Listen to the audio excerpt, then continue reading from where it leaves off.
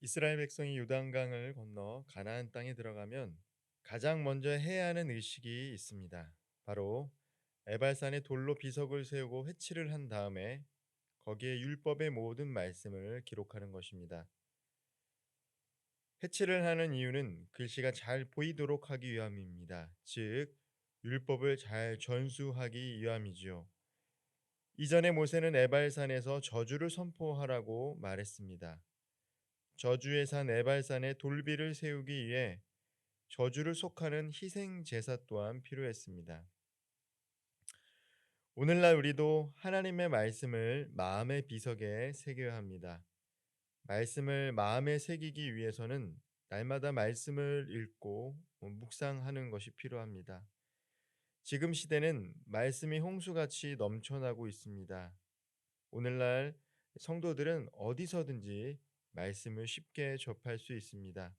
그러나 중요한 것은 들은 말씀, 읽은 말씀을 마음에 새겨 말씀이 우리의 내면을 주장하도록 하는 것인 줄 믿으시기를 바랍니다. 말씀을 듣는 것만큼이나 그 말씀을 우리 마음에 새기는 것이 참으로 필요한 시대입니다. 이스라엘 백성들은 돌비를 세운 후 제단을 쌓아야 했습니다. 먼저 돌비를 세운 후 그 다음에 이제 제단을 쌓아야 했습니다.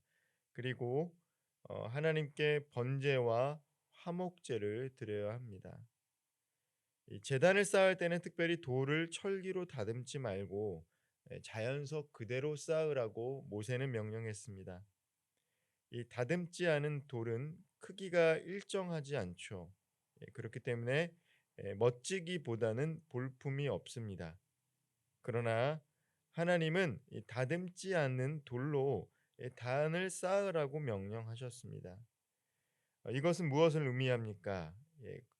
제사를 지낼 때 겉모습에 치중한 제사를 지내지 말고 예수님께서 요한복음에서도 말씀하셨던 것처럼 신령과 진정으로 예배 제사를 지내야 함을 모세를 통해서 하나님께서 말씀해 주고 있습니다.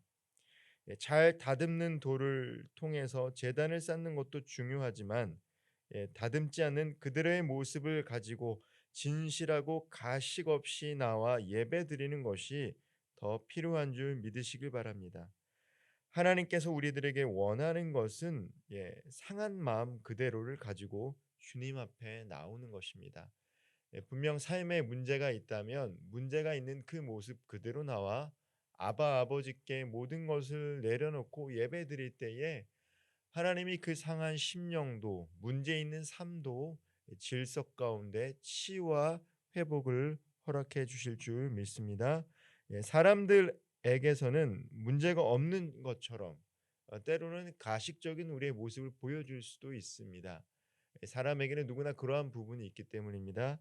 그러나 하나님 앞에 나아갈 때는 있는 그대로 통회하는 마음으로 상한 마음으로 나아갈 수 있는 우리 모든 성도님들 되기를 소망합니다. 이 가나안에서 처음으로 행해야 할 의식에 대해 말한 후 모세는 자신이 선포하는 하나님의 말씀에 귀를 기울이라고 말합니다. 너희는 이제 하나님의 백성이 되었으므로 하나님의 명령에 복종하고 규례를 지키라고 명령하는 것입니다. 이스라엘이 하나님의 말씀을 듣고 행해야 하는 이유는 그들이 거룩하신 하나님의 택한 백성이기 때문입니다. 따라서 이스라엘 백성에게 필요한 것은 거룩한 삶의 모습인 것이죠. 오늘날 우리도 마찬가지입니다. 우리가 예수 그리스도를 믿게 되고 하나님의 자녀가 된 것은 어떠한 행위를 통해서 어떤 하나님의 율법과 말씀을 통해서 우리가 구원받은 것은 아닙니다. 여전히 의롭지 못하지만 예수를 믿고 하나님의 자녀로 살아가겠다라고 우리가 믿음으로 선포하며 나아갈 때 하나님이 친히 우리를 양자 양녀 삼아 주셔서 자녀가 되었습니다. 이제 우리가 하나님의 말씀대로 살아가고자 하는 것은 그것을 지켜서 하나님의 자녀가 되는 것이 아니라 마땅한 하나님의 자녀로서의 삶을 살아가기 위해서 기쁨으로 하나님의 명령과 규례를 지키는 삶을 선택하는 것입니다. 이것을 통해서 우리는 예배하는 것, 말씀 중심의 삶이 참 중요한 것을 알게 됩니다. 특별히 예배는 눈으로 보는 것이 아니라 진실한 마음으로 드리는 것입니다. 말씀은 귀로 듣는 것이 아니라 마음에 새기고 그 새긴 말씀을 그대로 행하는 것입니다. 하나님이 원하시는 신앙생활을 함으로써 삶에 기쁨이 넘치고 하나님께 영광 돌릴 수 있는 저와 우리 모든 성도님들 되기를 축복합니다. 믿는 사람들이나 믿지 않는 사람들도 공통점이 있다라면 그것은 복에 대한 관심일 것입니다. 모든 사람은 이 복 받기를 원하죠. 오늘 본문에서도 하나님께서는 레인들을 통해 복과 저주를 선포하고 계십니다. 모세는 이스라엘 백성에게 가나안 땅에 들어가서 돌비를 세울 것을 명한 다음 그다음 축복과 저주를 선포하도록 했습니다. 요단강을 건너 가나안 땅에 들어가면 여섯 지파는 그리심산 앞에 서고 또 다른 여섯 지파는 에발산 앞에 서라고 했습니다. 이렇게 명한 이유는 축복과 저주를 내리시는 분이 하나님이시다라는 것을 이스라엘 백성들에게 시각화하고 깨닫게 하기 위함입니다. 이 축복의 삶 그리심산에서 여섯 지파는 율법에 순종하는 자들을 상징하고 저주의 산 에발산에선 여섯 지파는 불순종하는 자들을 상징합니다. 이 하나님께서 주신 말씀에 순종하면 축복을 받을 것이요 반대로 불순종하면 저주를 받을 것이다라는 것입니다. 이스라엘 백성들에게 모세를 통해서 하나님께서 이렇게 말씀하신 이유가 무엇입니까? 바로 하나님이 인간이 누리는 복과 또한 당하는 저주의 원천이심을 알라라는 것이죠. 그리고 중요한 것은 저주의 자리가 아닌 축복의 자리에서 하나님의 주시는 복을 이 성도는 누려야 한다라는 것입니다. 우리가 성도가 하나님께서 주시는 복을 누리기 위한 삶이 바로 하나님의 다스림을 받는 것이죠. 하나님의 주권을 인정하는 것입니다. 그 주권을 인정하고 다스림을 받는 것은 성도가 하나님의 말씀대로 살아가며 성령의 인도하심을 받을 때인 줄 믿으시기를 바랍니다. 두 편으로 나뉘어 설 때에 언약궤를 맨 레이지파 사람들은 그리심산과 에발산 중심에 위치했습니다. 레위인들은 이 그리심산과 에발산 중심에 위치한 것이죠. 하나님은 제사장과 레위인들에게 하나님의 축복과 저주를 큰 소리로 선언하도록 했습니다. 레위인들이 이 복과 저주를 선언하도록 한 것이죠. 이것은 무엇을 상징합니까?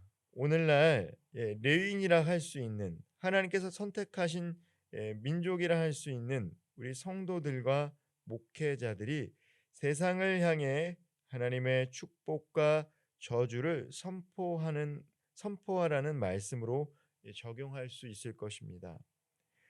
우리는 복과 저주를 선포할 수 있습니다. 아브라함의 축복권이 무엇입니까? 아브라함이 축복하는 자들에게는 축복이, 아브라함이 저주하는 자들에게는 저주가 임했습니다. 마찬가지입니다. 예수 그리스도 안에서 하나님의 자녀가 된 영적인 레위인들인 저와 우리 모든 성도님들은 입술에 권세가 있어 우리가 하는 축복에 하나님의 능력을 더하시고 또 우리가 누군가를 향해 저주하게 될 때 또한 저주 또한 임하게 되는 줄 믿으시기를 바랍니다. 특별히 우리는 다른 상대방을 향해 저주하기보다는 복을 빌어줄 수 있는 축복의 통로로서의 삶을 선택하고 살아가야 됩니다. 예수 그리스도를 믿는 자들은 하나님이 주시는 복을 받을 것이고 믿지 않는 자는 복을 받지 못한다라는 이 복음을 전함으로 말미암아 축복의 자리로 초청하고 그들이 복 받을 수 있도록 우리의 입술의 권세를 통해서 하나님이 일하심을 경험할 수 있는 저와 우리 성도님들 되어야 할 줄 믿습니다. 또한 우리 성도들은 아멘으로 응답해야 합니다.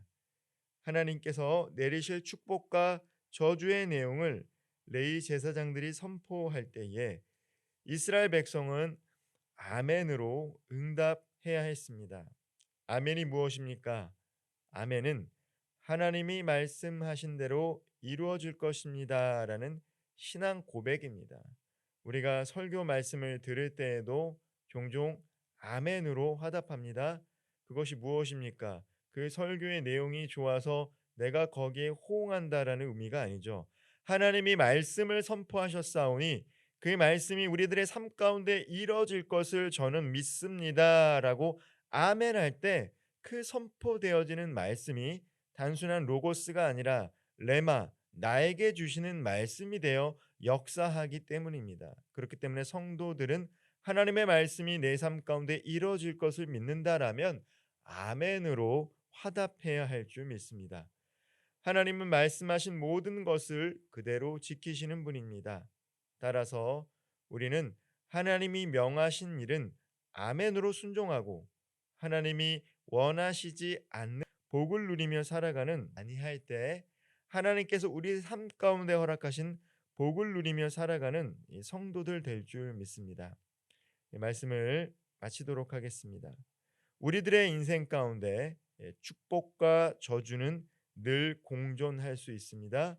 하나님은 그럼에도 불구하고 우리에게 복 주시기를 원하십니다.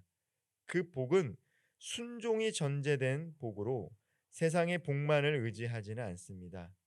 하나님 앞에 순종하는 삶, 다스림을 받는 삶을 살아갈 때 하나님께서는 이미 우리에게 복을 허락하시고 그 복을 누릴 수 있도록 인도하시는 줄 믿으시길 바랍니다. 세상 사람들에게 하나님이 선포하신 말씀을 선포할 수 있는 저와 성도님들 되기를 소망합니다.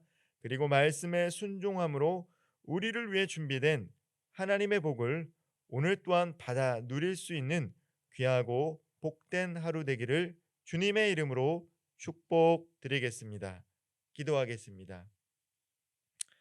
사랑의 하나님, 매일의 삶 가운데 하나님의 말씀을 가슴에 새기고 그 말씀을 읽고 묵상하는 것에 그치는 것이 아니라 말씀을 온전히 살아낼 수 있도록 성령 하나님 우리 가운데 동행하여 주시옵소서.